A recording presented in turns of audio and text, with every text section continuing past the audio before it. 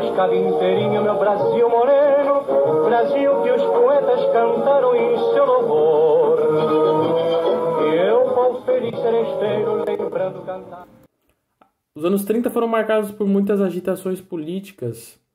Logo após Getúlio Vargas assumir sob o governo provisório, em 1930, começaram divergências entre grupos que queriam um governo mais liberal e grupos que queriam um governo mais autoritário. Toda essa tensão política fez com que eclodissem movimentos armados no Brasil. Como exemplo, temos em 1932 a Revolução Constitucionalista em São Paulo, e em 1985 a Intentona Comunista, um movimento armado que queria depor o governo de Getúlio Vargas, mas que foi rapidamente suprimido. A partir disso, o comunismo se tornou o inimigo número 1 do país e começaram perseguições àqueles que se opusessem ao regime. Em 1936 foi instituído um estado de guerra que vigorou até meados de 1937, mas que 3 meses depois retornou, já que o governo federal havia descoberto um documento chamado de Plano Cohen, que previa uma nova insurreição comunista no país. No dia 10 de novembro de 1937, o Congresso brasileiro foi cercado por tropas do Exército e na noite desse mesmo dia, no programa radiofônico A Hora do Brasil, o governo de Getúlio Vargas anunciaram um novo regime. Seria urgente optar pela continuação desse estado de coisas ou pela continuação do Brasil. Entre a existência nacional e a situação de caos, de irresponsabilidade e desordem em que nos encontrávamos, não podia haver meio termo ou contemporização. Quando as competições políticas ameaçam degenerar em guerra civil, é sinal de que o regime constitucional perdeu o seu valor prático, subsistindo apenas como abstração. O Estado Novo, assim como outros regimes políticos da época, instituiu mecanismos autoritários de controle social e uma supremacia do poder executivo federal sobre o legislativo e as oligarquias estaduais. Foi promulgada uma nova Constituição, conhecida como Polaca, que dava amplos poderes ao governo. Essa Constituição permitia governar o Brasil em estado de sítio, nomear interventores, dissolver assembleias estaduais e câmaras municipais, governar a partir de decretos-leis, a extinção de todos os partidos políticos, bem como outras medidas.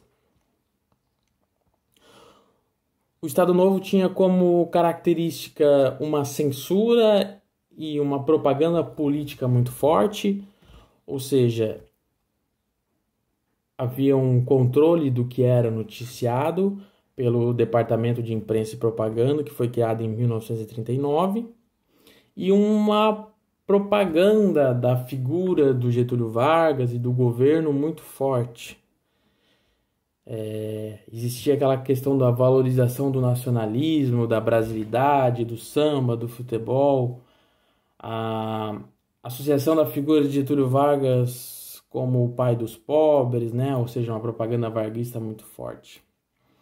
No campo econômico, o governo de Getúlio Vargas era um governo que a gente pode chamar de nacionalista, estatizante e industrializante, já que o governo interviu na economia fortemente e procurou, industrializar o país. Ou seja, houve uma substituição das importações, um fortalecimento das indústrias de base, a criação de estatais como a Vale do Rio Doce, a Companhia Siderúrgica Nacional, entre outras medidas econômicas. Também houve uma política trabalhista muito forte, foi criado em 1939 o Ministério do Trabalho, em 1940 foi instituído o salário mínimo e em 1943 foi criada a popular, a famosa CLT, a Consolidação das Leis Trabalhistas. Bom dia, turma. Meu nome é Ederson. Hoje a aula é sobre o Estado Novo, especificamente sobre o fim do Estado Novo. Mas, antes de tudo, gostaria de fazer algumas observações, que, ao meu ver, são extremamente importantes. A primeira é, não leve dúvida para casa. Segundo, questione, nem todo documento é confiável. O Estado Novo entrou em crise durante a Primeira Guerra Mundial, como também o movimento nazifascismo se fez presente no momento em que o Brasil participou da guerra. Houve também uma reformulação no âmbito político eleitoral durante o governo Vargas, como, por exemplo, protesto de estudantes promovido pela UNE, União Nacional de Estudantes contra o Nazifascismo. A partir daí, a redemocratização do país abalou a sociedade brasileira, com o surgimento de novos partidos políticos. Orgulho do brasileiro, tens no leme do teu barco um heróico timoneiro. Brasil, meu Brasil de Caxias, herói consagrado, patrão de meu povo. Brasil, meu Brasil tão querido, espelhas o mundo com um Estado Novo. Eu vou cantando feliz estes versos que fiz em teu louvor, que é uma mensagem sincera do teu trovador.